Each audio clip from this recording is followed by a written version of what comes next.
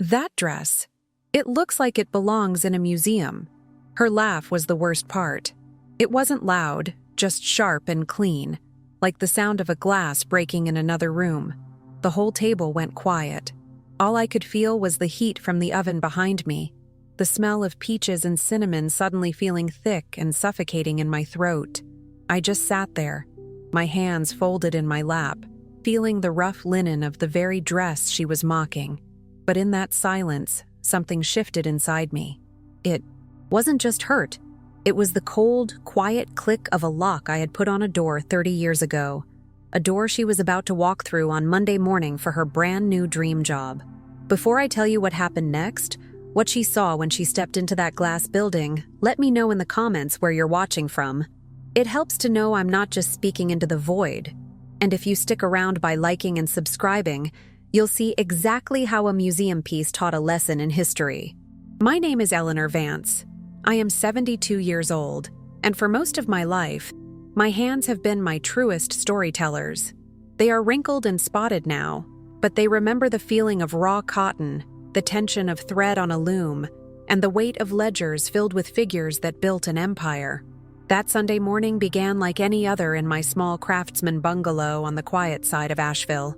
The air, cool with the promise of a Blue Ridge mountain autumn, carried the rich, dark scent of coffee bubbling away in my old percolator, a sound that has started my day for 50 years. Patsy Cline was singing softly on the radio, her voice a comforting ghost in my silent kitchen. My home is a fortress of memories. The floors are original oak, polished to a deep honey glow, and they groan and creak under my feet like an old friend sharing a secret. Every piece of furniture was inherited or built to last, smelling faintly of lemon oil and thyme. On the mantelpiece, surrounded by photos of my son Daniel as a gap-toothed boy, sits a heavy grandfather clock. Its steady, resonant chime marks the passing of hours, a constant reminder that time waits for no one, not even for a woman who has spent decades trying to make it stand still within these four walls. Daniel is my only child, the center of a universe I carefully constructed for him. He's a good man, with a gentle heart and a laugh that sounds just like his father's, but he lacks a certain sharpness.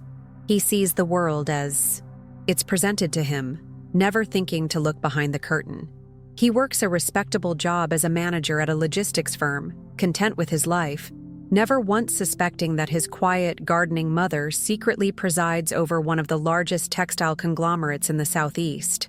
I feel the smooth, cool glass of his childhood photo under my thumb, a pang of love and guilt mixing in my chest. But that Sunday, the sweet aroma of my peach cobbler, baking to a perfect golden brown, was soured by a single sentence from my daughter-in-law. A sentence that made me realize my quiet life wasn't a sanctuary. It was a cage I had meticulously built for myself. Chloe, my son's wife, looked at the simple linen dress I was wearing, a dress with a floral pattern I designed myself 30 years ago, and with a dismissive little smirk, told me it belonged in a museum. That single cruel remark was the stone that would finally shatter the glass house of my quiet retirement. Chloe is the embodiment of, the modern world, a world I built but no longer publicly inhabit. She is sharp, ambitious, and obsessed with the gleaming surfaces of things, designer logos, European cars, and the carefully curated image she presents online. Whenever she visits, she brings with her a cloud of expensive floral perfume that clashes with the homey scent of baking bread and old wood. To her, I am an antique, a relic to be dusted off for holiday dinners, a quaint old woman living in a house full of other quaint, old things. She sees my life not as simple, but as small. Our Sunday dinners had become a ritual of tolerance. I would cook Daniel's favorite meal, pot roast, creamy mashed potatoes, and that peach cobbler, and in return, I would endure Chloe's thinly veiled condescension. I'd watch her tap impatiently on her phone, her perfectly manicured nails making little clicking sounds against the screen. As I spoke of my orchids, the air was always thick with things unsaid, a tension that even the home-cooked food couldn't quite dissipate. The heavy, ornate silverware, my mother's silver, always felt cold and foreign in my hands during those meals. That day, however, the tension was broken by a spark of genuine excitement. Daniel, his face beaming with a pride that made my heart ache, announced Chloe's big news. She had landed her dream job, a coveted position as a branding manager at a company called Crestwood Textiles. My company. Chloe launched into a breathless monologue about her plans, her voice ringing with triumph. She spoke of rebranding, of shaking off the dusty image, of targeting a younger, more aggressive market. The diamond on her finger caught the dining room light, sending a sharp, blinding glint across the table as she gestured wildly. She was so caught up in her vision of the future that she failed to see the past sitting right in front of her. Her gaze drifted from Daniel's adoring face and landed on me. The professional, ambitious smile on her lips faltered for a second, replaced by something sharp, something almost pitying. She looked from my eyes down to the fabric of my dress, and that's when she said it. I didn't know it then, but the next words out of her mouth would begin to unravel 30 years of carefully guarded silence, thread by painful thread. The sentence hung in the air after her mocking little laugh faded. With all due respect, that dress looks like it belongs in a museum. The grandfather clock in the hall seemed to tick, louder in the sudden, heavy silence. I could feel Daniel's panic without even looking at him. I heard the soft clink of his fork against his plate as his hand froze midway to his mouth. The room, which had been warm and filled with the smell of home, suddenly felt vast and cold, as if a window had been thrown open to a winter storm. I looked at my son. His face was a battlefield of conflicting loyalties. He was caught between the woman who raised him and the woman he loved, and in that moment, he was paralyzed. He opened his mouth, then closed it, a silent fish gasping for air. His inability to speak was, in its own way, more painful than Chloe's words. It was a confirmation of my invisibility. In my own home, at my own table, I had become a ghost long before I was dead. I took a slow sip of water, the liquid feeling like dust in my dry, tight throat. The dress she so easily dismissed was more than just cloth. It was a piece of my history, a testament to my life's real work. My fingers traced the delicate, embroidered blue flowers at the collar, the texture of the threads rough and familiar beneath my skin. I designed this pattern in 1988, sitting at a drafting table that smelled of graphite and pine, the clatter of the first automated loom I ever purchased echoing from the factory floor. This dress wasn't a relic. It was a cornerstone. It was proof of the hands-on, detail-oriented work that had built the very empire Chloe was so eager to modernize. I remember the day that fabric was first produced. The factory was a cacophony of noise, the air thick with the smell of machine oil and chemical dyes. My late husband, Robert, had been gone for 2 years, and everyone expected me to sell. Instead, I poured every cent I had, and every ounce of my grief, into that place. Holding the first bolt of this floral linen, still warm from the press, was the first time I felt like I might actually survive. It was the feeling of creation, of legacy, of a promise kept to him. The rest of the dinner passed in a blur of forced pleasantries. Chloe, completely oblivious to the wound she'd inflicted, continued to detail her strategic plans for Crestwood. Every word she used, outdated, stagnant, legacy brand, was a small, precise cut. She was dismantling my life's work right in front of me, and I was expected to smile and nod. The aroma of the peach cobbler, which I usually loved, now seemed cloying and artificial, turning my stomach. All I wanted was for them to leave. A strange calm settled over me, the kind of cold, clear focus that had served me so well in hostile negotiations decades ago. The hurt was still there, a hot coal in my chest, but something else was forming around it. A plan. The strategic patience I had cultivated my entire adult life was kicking in. I wasn't just a passive, wounded grandmother anymore. I was a businesswoman who had just been handed a unique and unexpected opportunity. The ticking of the grandfather clock was no longer just marking time. It was a countdown to Monday morning. When I finally spoke, my voice was even, betraying none of the storm raging inside me. "That sounds wonderful, dear. I'm sure you'll do great things for them. I picked up my teacup, the porcelain warm and smooth against my trembling fingers, a fragile shield against the turmoil. Chloe beamed, accepting my words as the simple, meaningless encouragement of an old woman. She had no idea that my blessing was also a judgment, a silent promise of the reckoning to come. Soon, they were gone. Daniel gave me a quick, apologetic hug at the door that felt weak and insubstantial. Chloe offered a breezy wave, her perfume lingering in the entryway like a taunt. As I closed the solid oak door behind them, the click of the lock echoed in the sudden quiet. But the silence of my home felt different now. It was no longer the peaceful solitude of a retiree. It was the charged, waiting quiet of a boardroom just before a hostile takeover is announced. I didn't clear the table right away. I walked through the house, my hand trailing along the walls, the cool plaster grounding me. I stopped in front of the grandfather clock, its rhythmic ticking a steady heartbeat in the silent house. For 30 years, I had cultivated this persona of Grandma Eleanor, a woman who tended orchids and baked pies. I did it to protect Daniel, to give him a normal life, free from the pressures and dangers of the wealth I was accumulating in the shadows.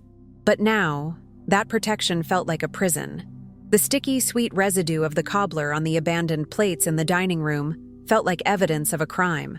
My steps led me to a door at the end of the hall, a door that Daniel and Chloe always assumed led to a simple storage closet. I unlocked it and stepped inside. This was my real office, a world away from the floral chintz of the living room. The air here smelled of old leather, aging paper, and the faint metallic scent of electronics. Floor-to-ceiling bookshelves held not novels, but volumes on textile manufacturing, corporate law, and economic theory. It was the command center of a ghost. On the large mahogany desk, beneath a single green-shaded lamp, lay the original incorporation papers for Crestwood Textiles, dated 1978. My signature was there, right below Robert's. The ink faded, but the intent still sharp. I ran my fingers over his name, the thick, fibrous paper feeling sacred in my hands. I had built this empire on a promise to him, a promise to see his dream through. Hiding it, letting it be belittled by an ambitious girl who saw it only as a stepping stone, felt like a betrayal of that vow. The loneliness of my position washed over me, a familiar, cold tide. Who could I talk to about this? My board members knew me only as E. Vance, a disembodied voice on conference calls and a signature on directives. My old friends from the early days were mostly gone. I was utterly alone with this monumental secret, and the weight of it suddenly felt crushing. The cool, polished surface of the desk offered no comfort, only a reflection of a tired old woman caught in a trap of her own making. The core of my conflict was Daniel. Revealing myself would mean shattering the simple, uncomplicated world he lived in. He would have to reconcile the image of his quiet, cookie-baking mother with that of a formidable and sometimes ruthless corporate titan.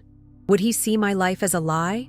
Would the knowledge of this vast fortune, kept from him for so long, poison the simple goodness in him? The faint, steady hum of the refrigerator from the kitchen was a sound from that other world, a world I might be about to lose forever. With a sigh, I sat in the high-backed leather chair, which squeaked softly in protest. I opened a sleek, dark laptop hidden inside a desk drawer, the modern device a stark contrast to the room's antique decor. The screen came to life, bathing my face in a cold, blue light. With a few quiet clicks of the keys, I bypassed several security layers and accessed the Crestwood Textiles employee database. I typed in a name, Chloe Mathers. Her file appeared instantly. Her resume was just as I expected, polished, aggressive, and peppered with the kind of inflated language ambitious young professionals use. She listed skills she barely possessed and took credit for team projects as if they were solo ventures. I saw the pattern of a person who believed appearances were more important than substance. She had built a career and a life on a carefully constructed facade. In that, I suppose, we were not so different. The harsh glare of the screen made my eyes water as I read the details of the job she would be starting in less than 36 hours. I closed the laptop, plunging the room back into near darkness. The decision was no longer a vague impulse, it was a hardening resolve. But the path forward was a minefield. To assert my own identity, I risked alienating my only son. To protect my legacy, I had to confront his wife, potentially destroying his marriage. I looked at the small framed picture of Daniel on the corner of my desk, his smiling 7-year-old face, a world away from the conflicted man trapped between his mother and his wife. I knew then that to save one part of my life, I might have to completely demolish another. I sat there in the dark for what felt like hours, the silence of the old house pressing in on me. I was no longer just Grandma Eleanor, putterer in the garden, but I wasn't ready to be Eleanor Vance, the chairwoman of the board, not to my family. I was caught between the woman I had been and the woman I had pretended to be, and the bridge connecting those two worlds was now engulfed in flames. The musty, familiar smell of the house settling for the night, a scent that had always been a source of comfort, now felt like the stale air of a beautifully decorated tomb. I was cornered, and every possible escape route led to devastation. The silence that followed their departure was a physical presence in the house. It settled over the furniture and seeped into the floorboards, heavier than any sound.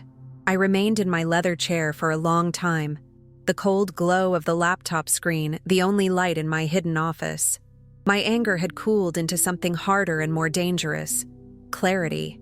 I had spent 30 years building a wall between my two lives, and in a single evening, a thoughtless young woman with a sharp tongue had started dismantling it brick by brick, without even knowing it. The scent of old paper and leather, usually a comfort, now smelled like a tomb I had built for myself. My fingers, moving on their own accord, navigated to a social media app. It was a habit I'd picked up to keep a distant eye on Daniel's life, a small window into the world he shared with Chloe. Her profile was a polished gallery of perfect moments: filtered sunsets, expensive dinners, and smiling, posed photographs. Then, I saw it. A picture of her and Daniel, taken just an hour ago in my own driveway. They were smiling, her arm looped through his, the headlights of their car creating a glamorous halo around them.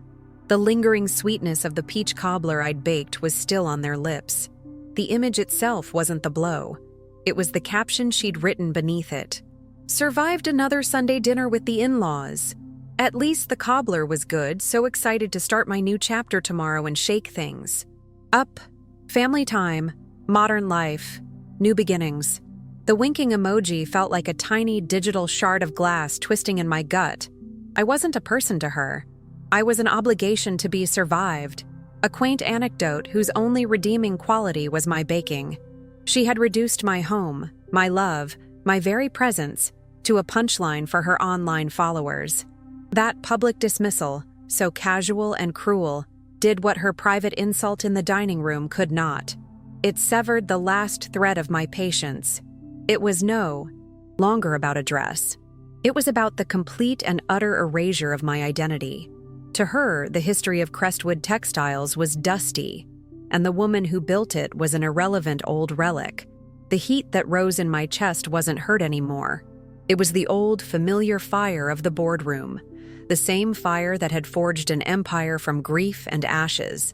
The grandfather clock chimed once, marking the half hour, a deep, resonant bell tolling for the end of my quiet life. A memory, sharp and vivid, cut through the haze of my anger. It was Robert, years ago, in our first tiny office that always smelled of sawdust and cheap coffee. He was leaning over a set of blueprints, his brow furrowed in concentration. He looked up at me, his eyes tired but bright with passion, and said, "Never let anyone mistake your kindness for weakness, Ellie.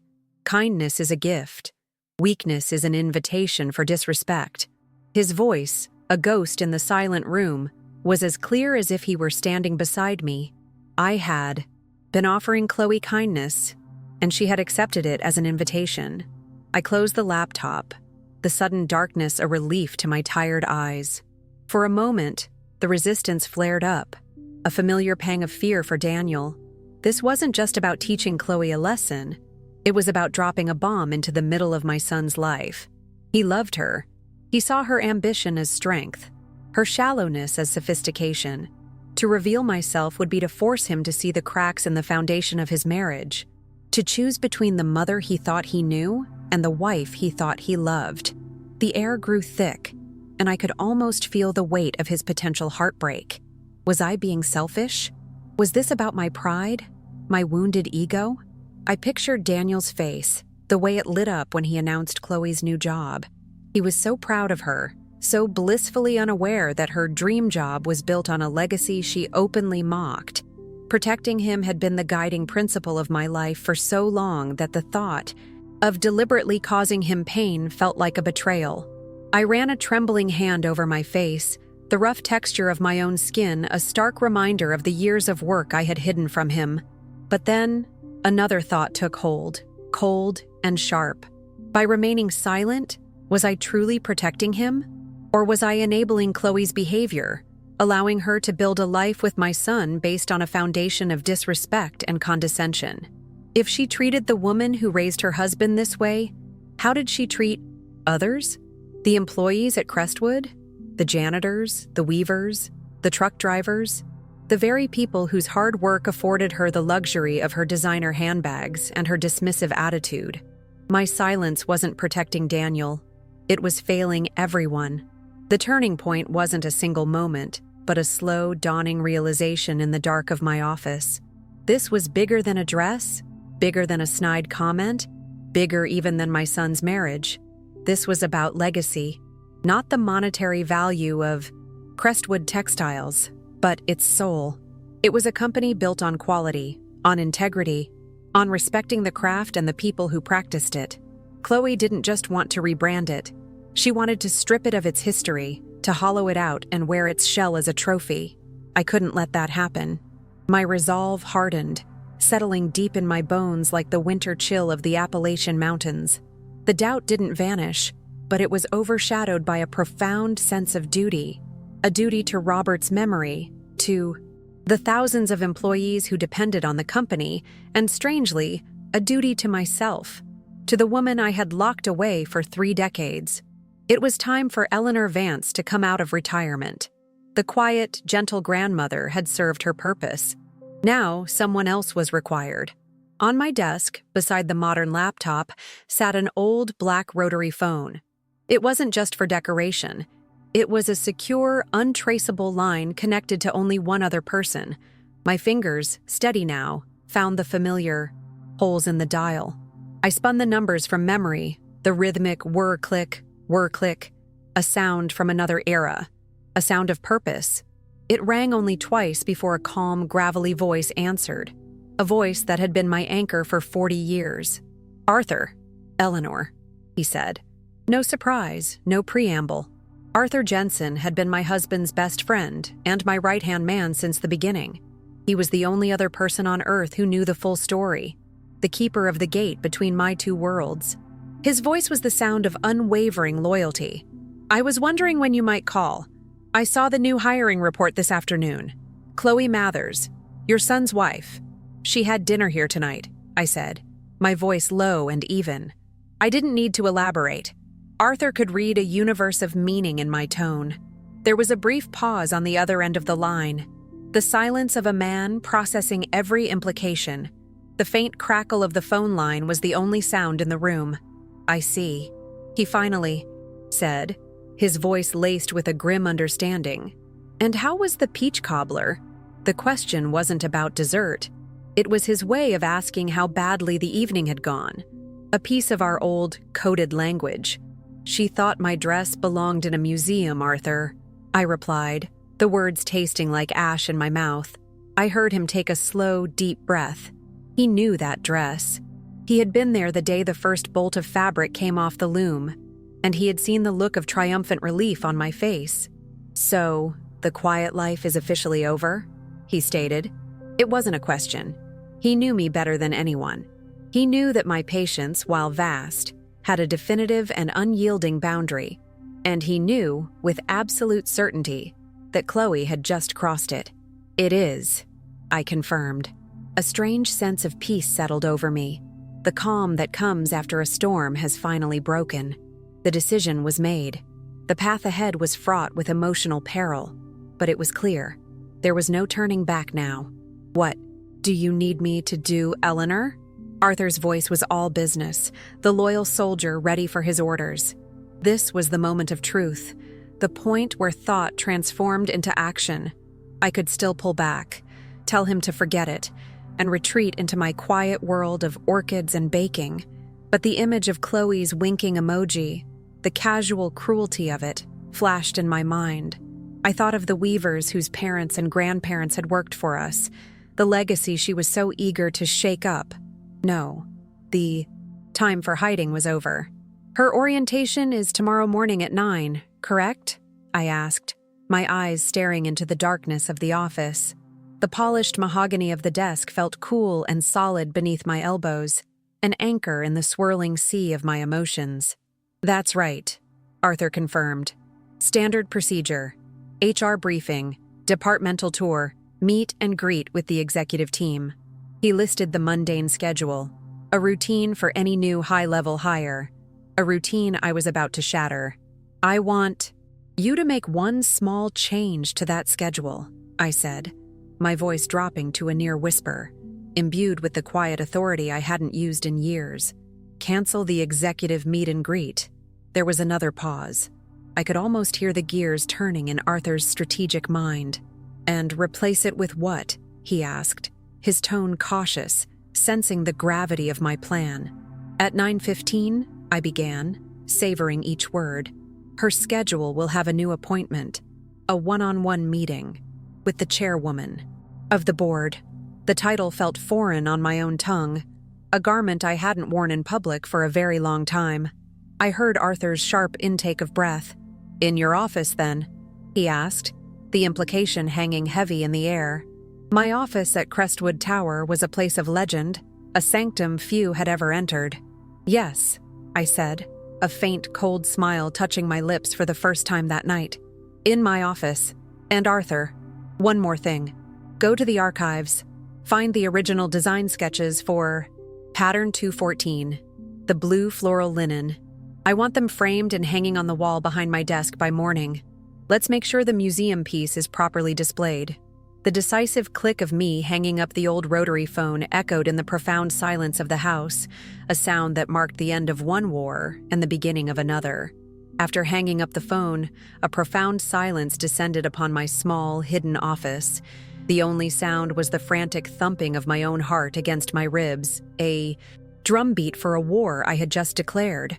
The adrenaline from the call with Arthur began to ebb, leaving behind the cold, heavy reality of my decision. My first instinct, a deeply ingrained habit, was to go to the kitchen and busy my hands, to knead bread or measure flour, to bring order to chaos through familiar domestic rituals.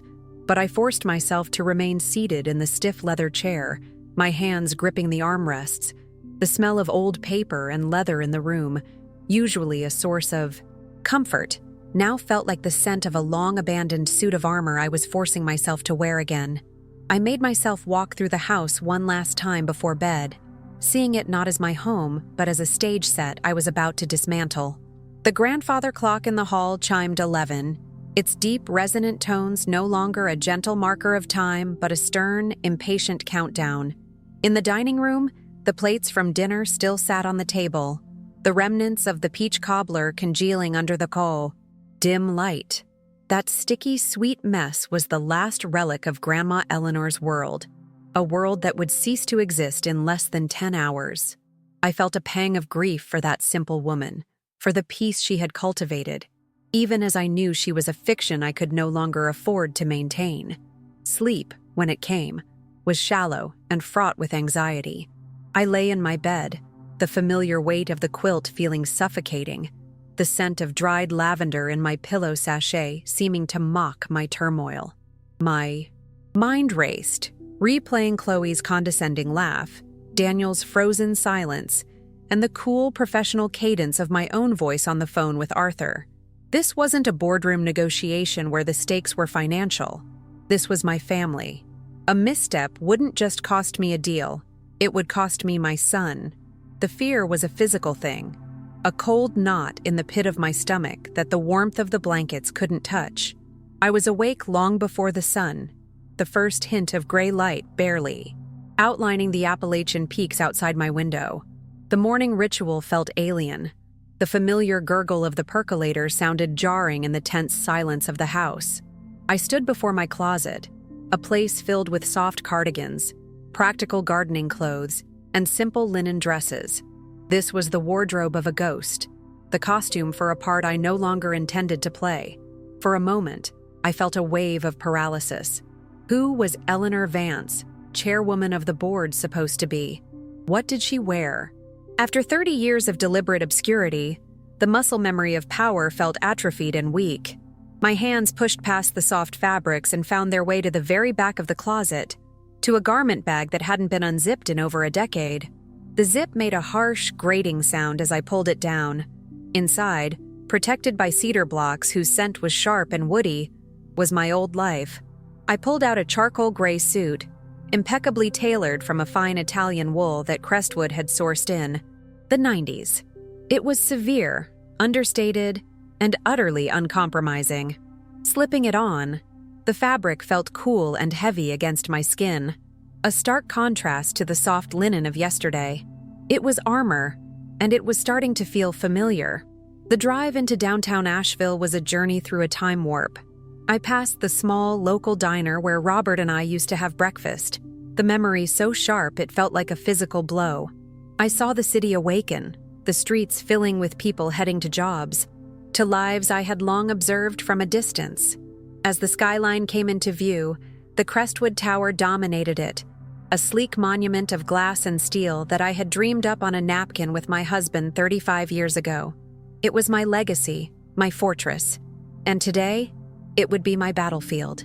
The hum of my car's engine was a low, steady growl, a sound of purpose that matched the hardening resolve in my chest.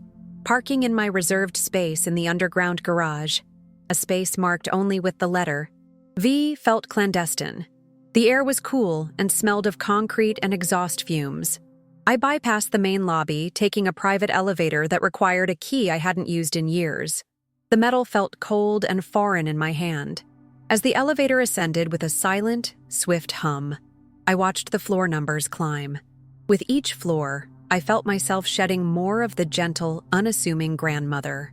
The pressure in my ears was a physical manifestation of the ascent, a return to a height from which I had, long ago, stepped down.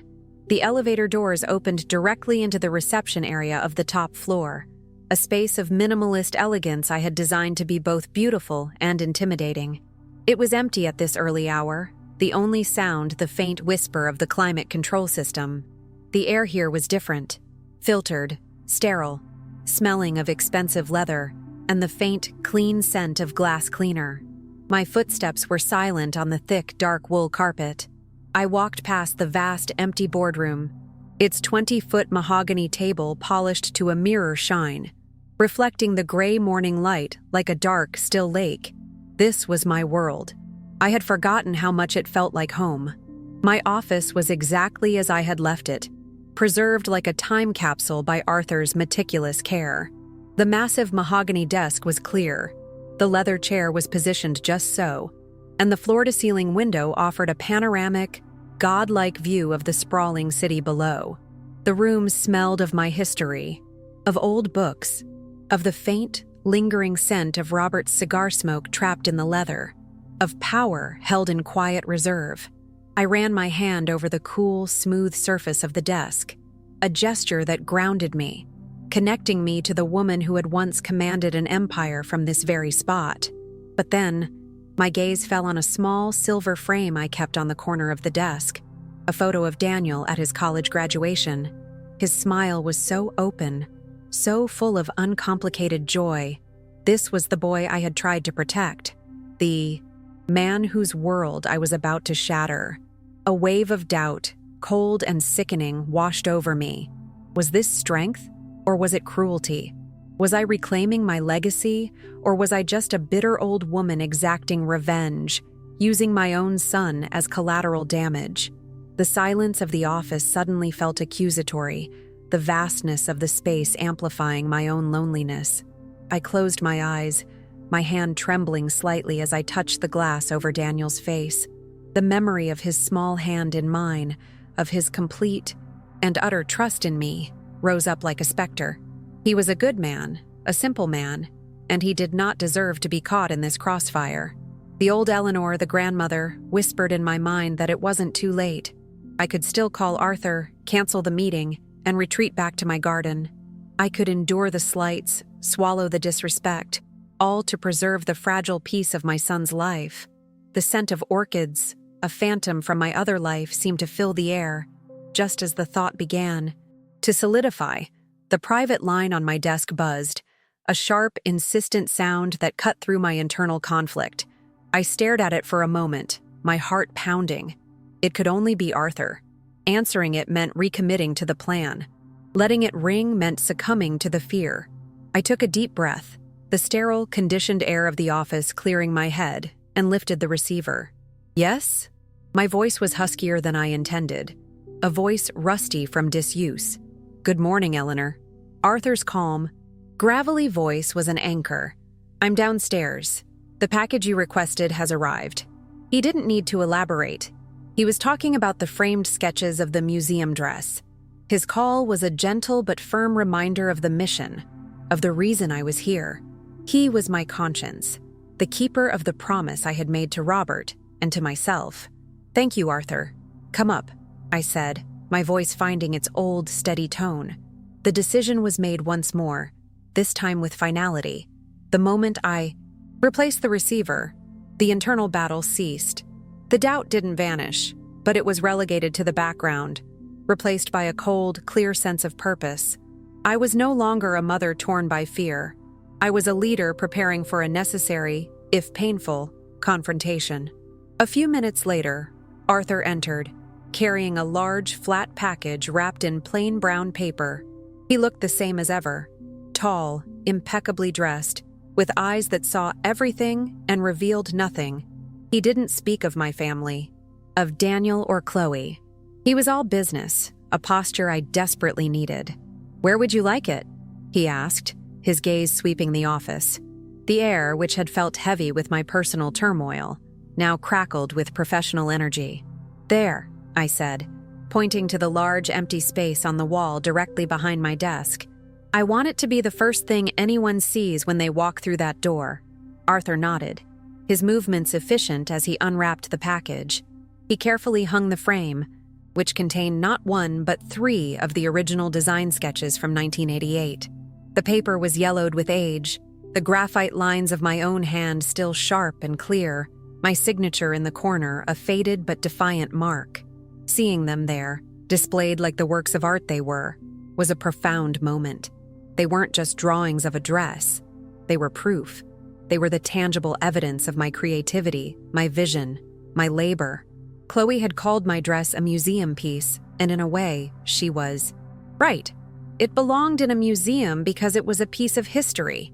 The history she was being paid a small fortune to represent, yet had dismissed with ignorant contempt. The smell of the old paper, a dry and dusty scent, filled me with a sense of righteous validation. Arthur stepped back, his head tilted as he admired his work. It's a powerful statement, he said, his voice low. He then placed a slim, leather-bound folder on my desk. Her file, updated as of this morning, and the revised schedule for her orientation. His presence was a comfort, a tangible link to a part of myself I had kept hidden for so long. He was the only person who had seen both Eleanor, the grandmother, and Eleanor, the chairwoman, and he looked at me now with an expression of profound, unwavering respect. I opened the folder. Chloe's polished resume was on top, her smiling, professional headshot looking up at me. It felt like looking at a stranger, not the woman who had sat at my dinner table just hours before.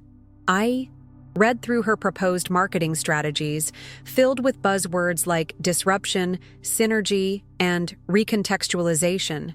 It was all surface, all style, with no understanding of the substance, the history, the soul of the company she was so eager to change.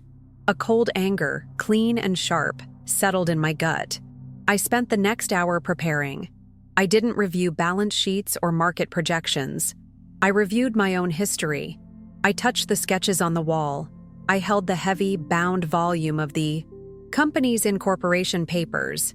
I looked at the old black and white photos of the first factory floor. I was re-inhabiting my own story, arming myself not with data, but with the undeniable truth of my life's work.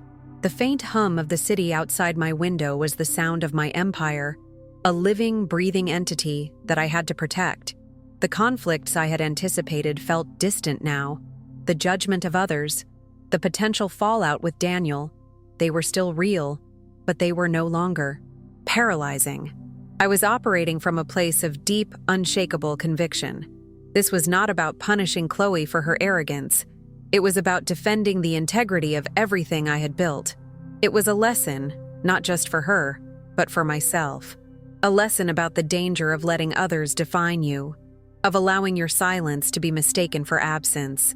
As the clock on my desk approached 9, a strange calm settled over me.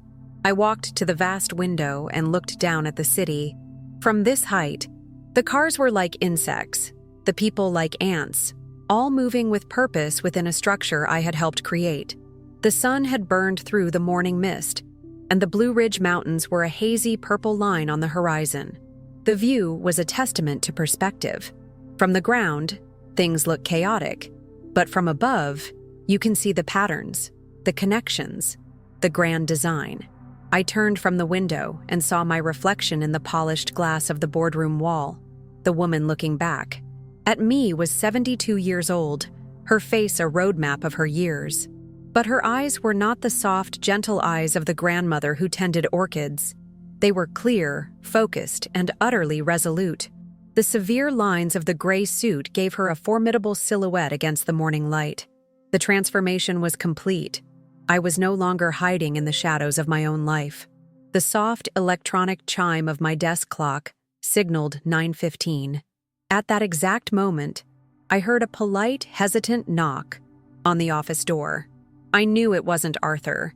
It was the sound of a young, ambitious woman, dressed in her most expensive suit, ready to start her dream job. She had no idea that her first meeting was not with a manager, but with a piece of history she had so carelessly dismissed. I took a final, steadying breath, the conditioned air feeling cool in my lungs. I walked behind my desk, the mahogany solid and reassuring against my hands. I looked at the framed sketches on the wall, then at the door. I was not the woman she had laughed at yesterday. I was the architect of the world she was about to enter, the final judge of her professional fate. "Come in," I said, my voice calm, clear, and imbued with the full, resonant weight of my authority. The heavy oak door swung inward, revealing Chloe. She was the picture of modern corporate ambition, dressed in a sharp, cream-colored pantsuit that likely cost more than my monthly grocery bill. Her hair was pulled back in a sleek, severe style, and she carried a brand-new leather portfolio. She stepped into the room with a confident stride, her expensive perfume, the same cloying floral scent from my dining room, arriving a half-second before she did. Her eyes, however, were fixed on the floor, rehearsing her introduction. She hadn't looked up yet, hadn't seen the ghost sitting behind the desk. "Good morning," she began, her voice a little too bright, a little too loud for the quiet solemnity of the office. "Chloe Mathers, here for my 9:15 meeting. I'm the new branding manager. I am so thrilled to be joining the—" Her voice caught in her throat. She had finally lifted her head, her professionally rehearsed smile freezing on her face. For a long second, her brain refused to process what her eyes were seeing. The confident executive posture dissolved, replaced by the slack-jawed confusion of a person seeing a statue move in a museum. Her eyes darted around the room as if searching for an explanation, for a hidden camera, for anything that would make sense of the impossible reality in front of her. She saw the vast desk, the panoramic view of the city, and me, sitting in the high-backed leather chair, wearing a suit of quiet, undeniable power. Her gaze flickered from my face to the charcoal gray suit, then back to my face. The color began to drain from her cheeks, leaving behind a pale, waxy sheen. She took a half-step back, her hand coming up to her mouth in a gesture of pure, unadulterated shock. Then, Her eyes moved past me to the wall behind my desk. They landed on the framed sketches. I watched as recognition dawned, a slow, horrifying wave of understanding that was almost painful to witness. She saw the familiar blue floral pattern, the delicate lines of the embroidery, the faded graphite of my own handwriting. She saw the dress, the museum piece. Her mouth opened, but no sound came out. The only noise in the vast, silent office was the soft, frantic rustle of the papers in her portfolio, as her hand began to tremble uncontrollably. "You," she finally whispered, the word a fragile puff of air. It was not a question, but an accusation born of disbelief. I remained silent, letting the weight of the room, the history on the walls, and my very presence answer for me. I simply folded my hands on the polished mahogany of the desk, the same hands she had seen serving her peach cobbler less than 24 hours ago. The contrast was the cruelest part of the lesson, a chasm of context. She had been too arrogant to even imagine existed. Before, in my home, I was a prop in her life, a quaint, soft-edged figure to be tolerated. Now, in my world, the roles were reversed. She was a visitor in a place she did not understand, standing before a power she had carelessly insulted. The confident, ambitious woman who had walked through the door was gone, replaced by a frightened, bewildered girl who had just realized the ground beneath her feet was not solid ground at all. I saw the fear in her eyes, but beneath it, something else. The raw, humiliating sting of being utterly, completely wrong. "Please, have a seat, Chloe," I said, my voice calm and even. It was the same voice I had used to offer her dessert, but here, in this context, it was not an invitation. It was a command. She moved stiffly, mechanically, toward the chair opposite my desk, sinking into it as if her legs could no longer support her. She placed her portfolio on her lap, her hands clutching it like a life. Raft. The silence stretched, thick and suffocating. I let it linger, a tool I had perfected over decades of negotiation. Silence forces the other person to confront their own thoughts. Finally, I spoke again. "That dress," I began, my voice low but carrying to every corner of the room, "was designed on this very floor, in a much smaller office, in the spring of 1988. I designed it to celebrate the company's first major contract after my husband's death. It was a symbol of survival, of legacy. The fabric was woven on a loom I purchased with the last of our savings. Every thread of it tells a story about this company, a story you were hired to represent, but failed to even read." Her head was bowed, her gaze fixed on her own white-knuckled hands. I saw a single tear trace a path down her cheek, a small, glistening mark of her broken composure. I didn't know," she stammered, her voice barely audible. "I'm so sorry. I had no idea." Her apology was a desperate, grasping thing, born of terror, not true remorse. She was sorry she had been caught, sorry for the consequences, but the root of her condescension remained untouched. "No," I said, my voice firm but not unkind. "You didn't know. That is precisely the problem. You saw an old woman in an old dress and made an assumption. You looked at a legacy brand and saw something dusty to be discarded, rather than a foundation to be built upon. Ambition without curiosity, Chloe, is just arrogance, and arrogance has no place at Crestwood Textiles." Each word was carefully chosen, not to crush her, but to force a moment of genuine, painful introspection. I leaned forward slightly, closing her file that lay open on my desk. The soft thud of the leather folder echoed in the quiet room. "Your employment here is not terminated," I said. The flicker of relief in her eyes was immediate and pathetic. "But your position as branding manager is. You cannot represent a brand whose history you hold in contempt. Your dream job, as you called it, is gone." I watched as the hope in her face curdled back into despair. "However," I continued, "I am offering you another position, an entry-level role in the archives. You will spend the next 6 months cataloging fabric samples, design sketches, and company records. You will learn the history of this company from the ground up. You will learn the names of the weavers who worked here for 50 years. You will learn what we stand for. And at the end of that 6 months, if you have learned respect, we can discuss your future. If not, you are free to leave." This was not a punishment. It was an education. A chance she did not deserve, but one I was willing to give. She looked up at me then, her face a mess of confusion, humiliation, and a dawning reluctant respect. She nodded slowly, unable to speak. The choice was hers. Swallow her pride and learn, or walk away. "Arthur will show you to your new desk," I said, pressing a button on my intercom. "That will be all." As she was escorted out, a ghost of her former self, I turned my chair to face the window. I had not felt a sense of victory, only a profound and weary sadness. The first part of the battle was over, but the hardest was yet to come. An hour later, I made the call. Daniel answered on the second ring, his voice cheerful and blissfully unaware. "Mom, hey, I was just thinking about you. That cobbler was amazing." The casual, loving words were a knife in my heart. I had to destroy this simple peace between us, and the thought made my throat tighten. The view of the city from my window seemed to mock me, a symbol of a power that had cost me the one thing I truly valued, a simple relationship with my son. "Daniel," I said, my voice steadier than I felt, "I need you to listen to me very carefully. I am not at home. I am at my office." There was a pause. "Your office? I thought you retired from the accounting firm years ago." I took a deep breath, the sterile air of the office feeling cold and thin. "I never worked at an accounting firm, son.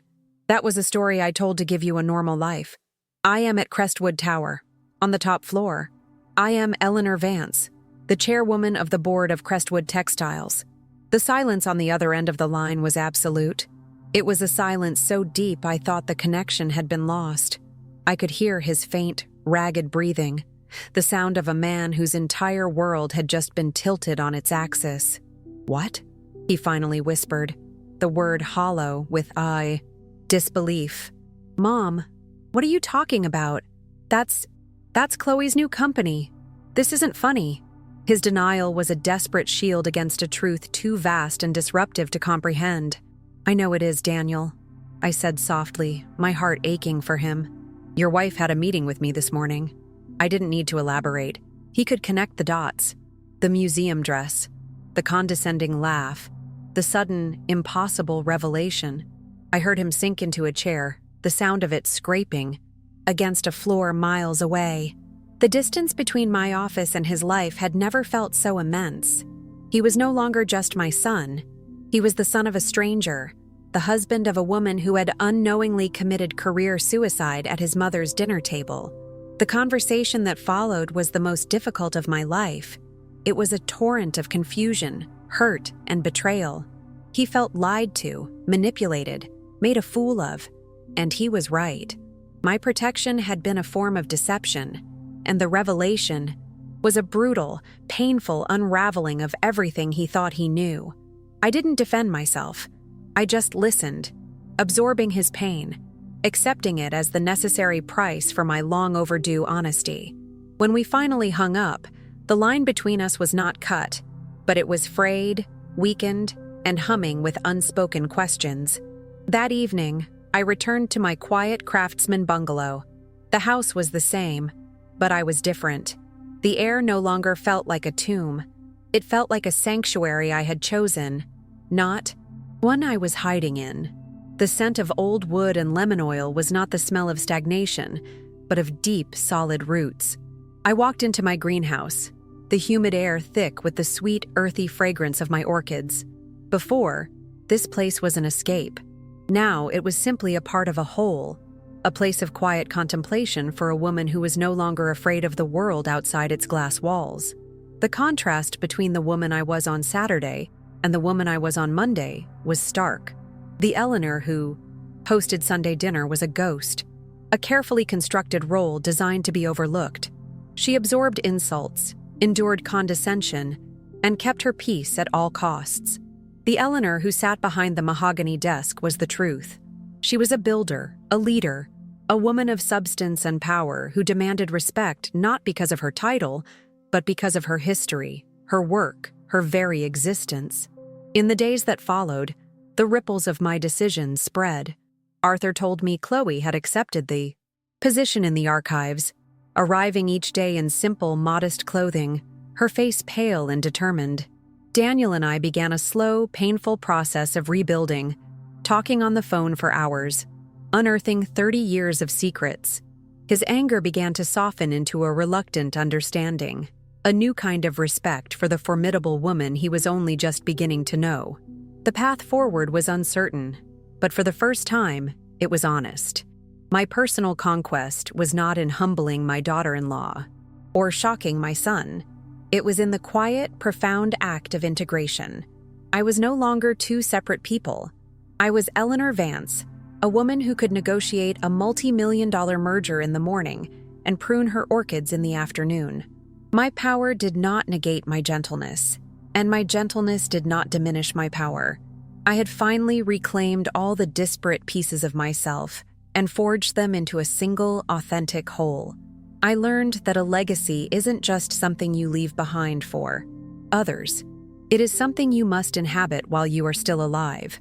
For too long, I had treated my own life's work like a museum piece, locking it away behind glass for fear of it disrupting the present.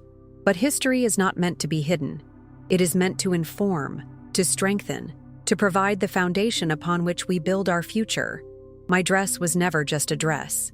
It was my story, and I had forgotten the importance of wearing it. The greatest transformation was internal, the quiet patience I had always possessed was no longer a passive shield. It was an active, strategic tool.